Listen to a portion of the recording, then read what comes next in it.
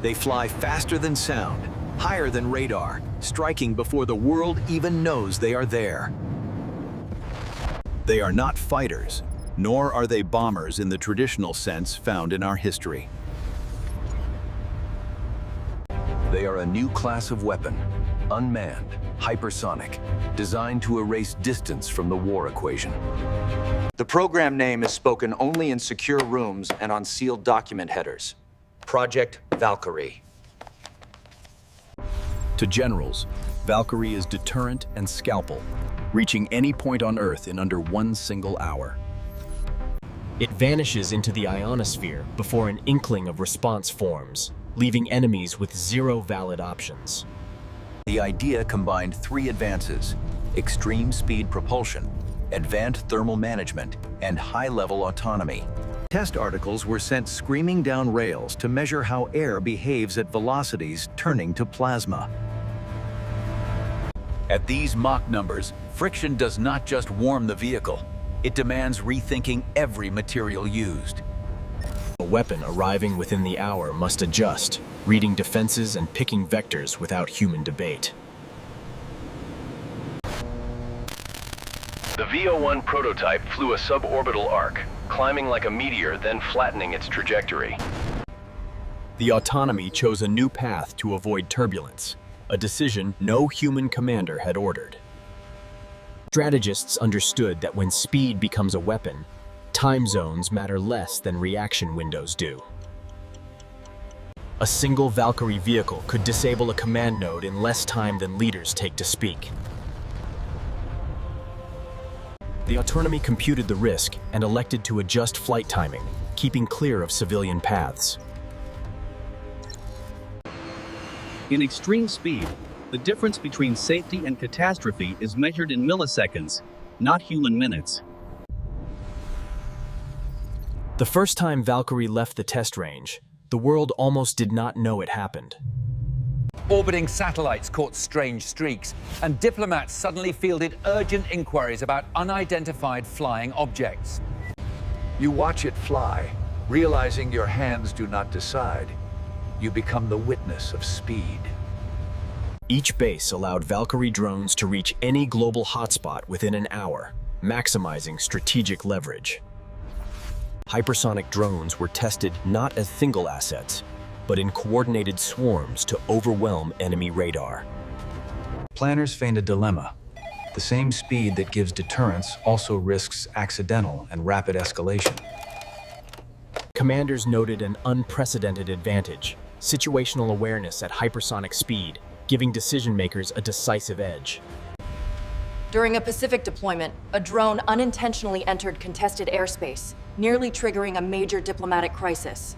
Valkyrie became both deterrent and disruptor, forcing nations to assume strikes could arrive without any warning. We created a machine that acts faster than us, meaning we are no longer in control.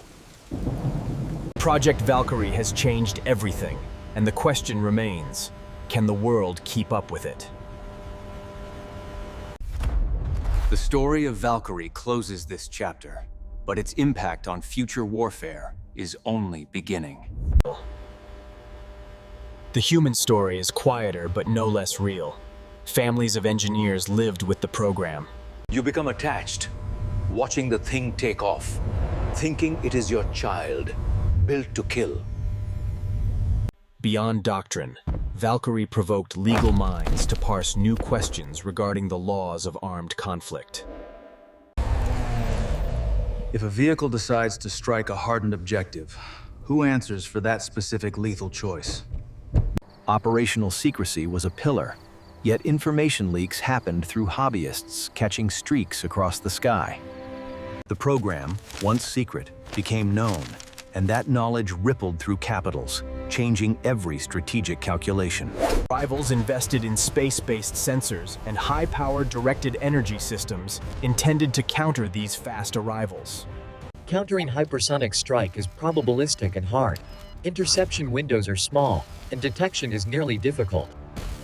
Consider a hypothetical crisis, an escalating exchange, carrier groups repositioning, satellites pinging tactical data instantly.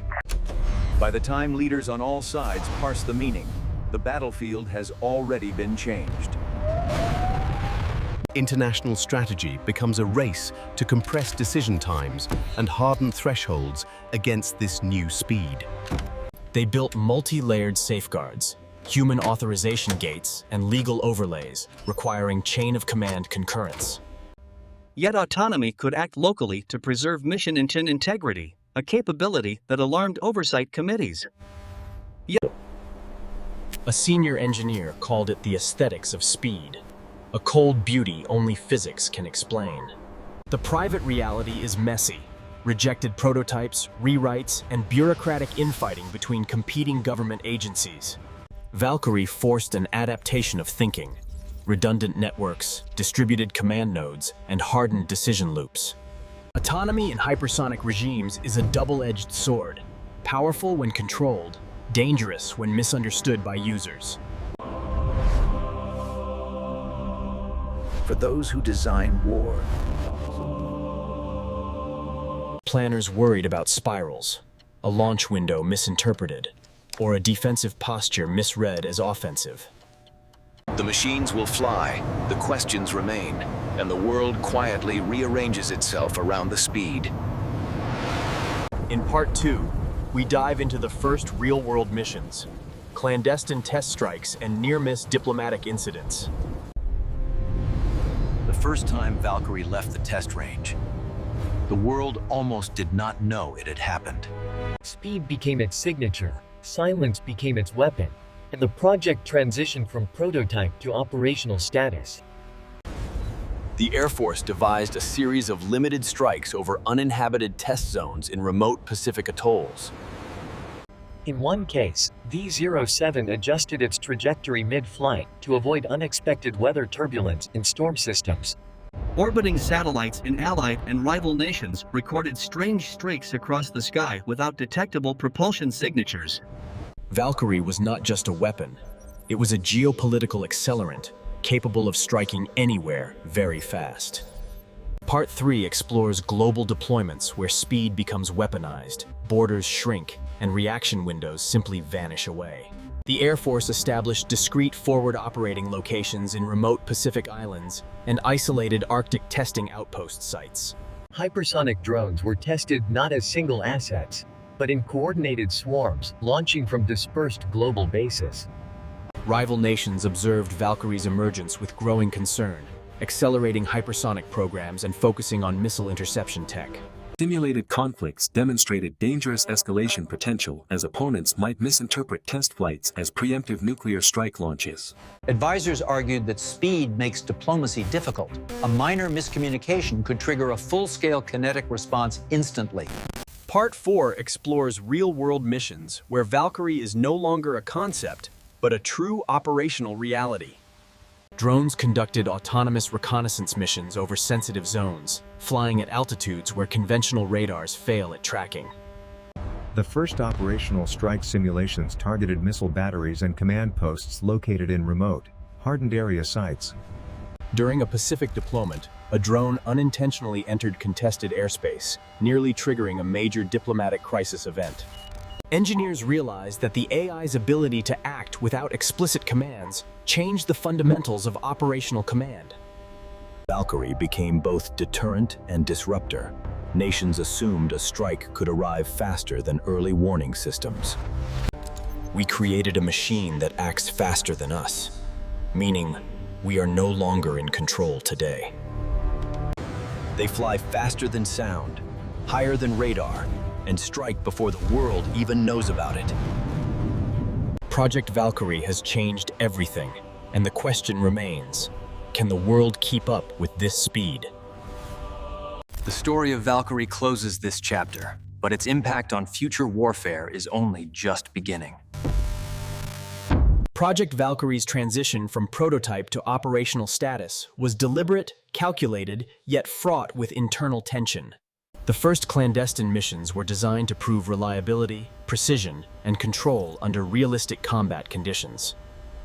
Each mission involved high-altitude hypersonic launch, autonomous navigation through dense radar corridors, and precision terminal guidance. Telemetry streamed back in real time, revealing flight anomalies like sudden plasma surges and minute trajectory deviations. It recalculated its landing vector with millimeter precision, faster than any human operator could have reacted. The successful execution built confidence but raised questions. Could it do the same in live conflicts? Radar arrays in East Asia and Europe tracked objects moving at speeds without detectable propulsion signatures. Diplomats fielded urgent inquiries regarding unidentified flying objects, missile tests, and potential threats to national security. Valkyrie was not just a weapon. It was a geopolitical accelerant that changed the rules overnight.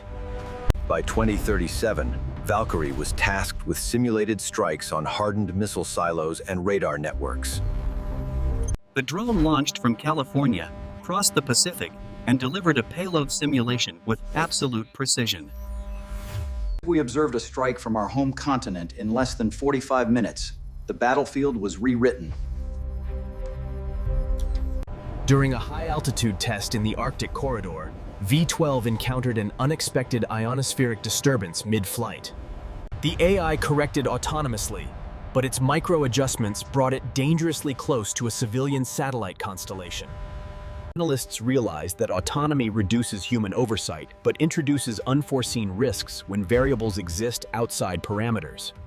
A machine that reacts too fast to conditions humans cannot perceive is both asset and liability. Operational testing revealed three critical realities. Speed is absolute power, and autonomy is a double-edged sword. Control interfaces were redesigned with real-time predictive displays and AI recommendation overlays to aid human supervisors. The logic was clear. If you cannot detect it, you cannot defend against it in time. In Part 3, we see global deployments where speed becomes weaponized and the world becomes a chessboard. The Air Force established discrete forward operating locations, allowing drones to reach any major global hotspot instantly. Satellite communications and quantum-encrypted command networks ensured drones could operate beyond traditional human reaction windows.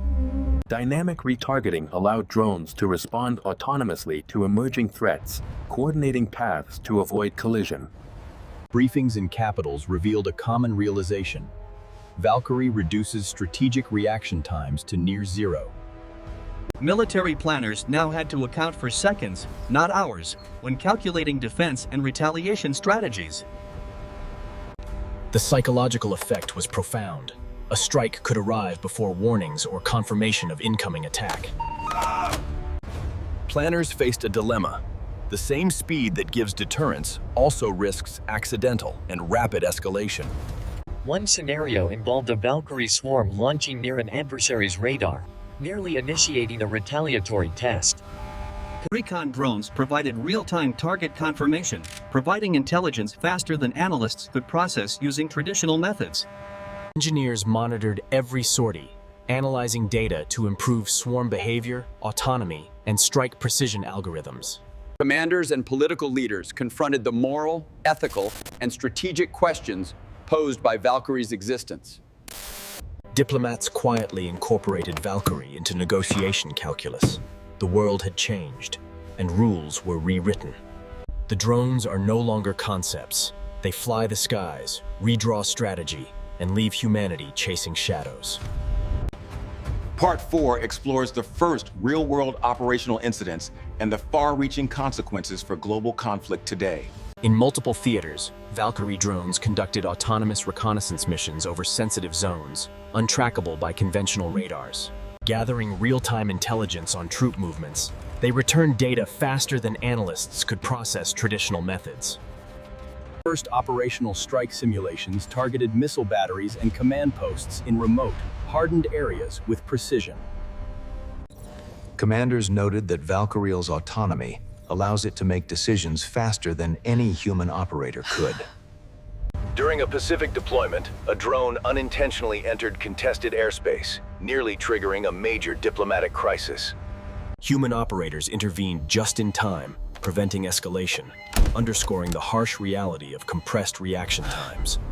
Engineers realized that the AI's ability to act without explicit commands changed the fundamentals of command. A mission that might take hours for humans now completes in minutes, leaving humans responsible regardless. The program raised profound questions. Who is responsible when an autonomous system makes decisions in seconds? Behind the missions were teams of exhausted engineers, nights without sleep, witnessing decisions that altered geopolitics. One senior engineer reflected, "We created a machine that acts faster than us, and we witness speed." As Project Valkyrie enters operational readiness, hypersonic drones define the new age of global strike capability. They fly faster than sound, higher than radar, and strike before the world even knows it. The story of Valkyrie closes this chapter, but its impact on future warfare is only beginning.